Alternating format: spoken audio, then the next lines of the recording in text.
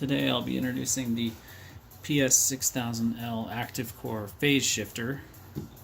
This device works between 400 and 6000 megahertz, which makes it a very wide bandwidth phase shifter with half a degree steps, which we're able to achieve using an active core, which is an amplifier and a limiter and modulator,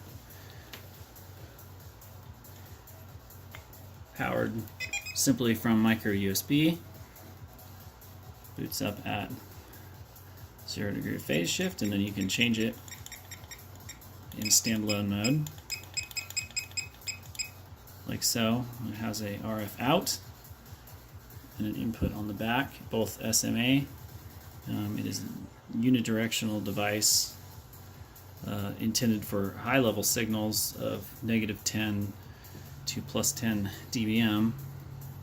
Can also be scripted to be controlled, or we have a free software for Windows, which I can show later.